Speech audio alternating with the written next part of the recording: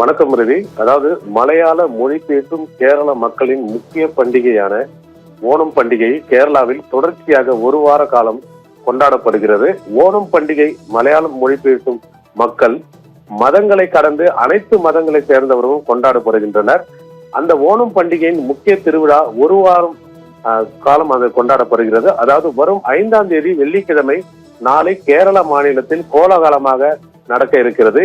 இதையடுத்து உலகின் பல்வேறு பகுதிகளில் வாழ்ந்து வரும் கேரளா மக்கள் ஓணம் பண்டிகையை சொந்த ஊரில் குடும்பத்தினருடன் அனைவரும் சேர்ந்து மகிழ்ச்சியாக கொண்டாடுவதற்காக கேரளா மாநிலத்திற்கு சென்று கொண்டிருக்கின்றனர்.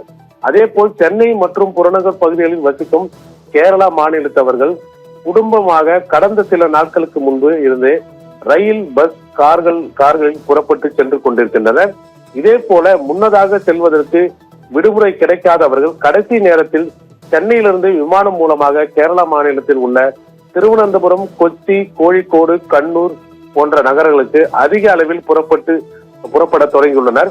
இதனால் இன்று சென்னை உள்நாட்டு விமான நிலையத்தில் இருந்து கேரளா மாநிலம் திருவனந்தபுரம், கொச்சி, கோழிக்கோடு, கண்ணூர் ஆகிய இடங்களுக்கு செல்லும் விமானங்களில் பயணிகள் கூட்டம் அதிக அளவில் உள்ளது. இதனால் கேரளா செல்லும் பல விமானங்களில் டிக்கெட்டுகள் இல்லை. ஒரு சில விமானங்களில் மட்டுமே உயர் கட்டண டிக்கெட்டுகள் மட்டும் இருக்கின்றது. ஆனாலும் பயணிகள் டிக்கெட் கட்டண உயர்வை பொருட்படுத்தாமல் அதிக கட்டணங்கள் செலுத்தியும் பயணம் செய்கின்றனர்.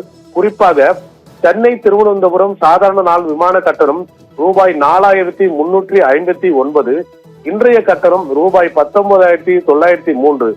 சென்னை கொச்சி சாதாரண நாள் விமான கட்டணம் ரூபாய் 3713. இன்றைய கட்டணம் ரூபாய் 11,798. சென்னை கோழிக்கோடு சாதாரண நாள் விமான கட்டணம் 3629. இன்றைய கட்டணம் ரூபாய் 10,286. சென்னை கண்ணூர் சாதாரண நாள் விமான கட்டணம் 3655.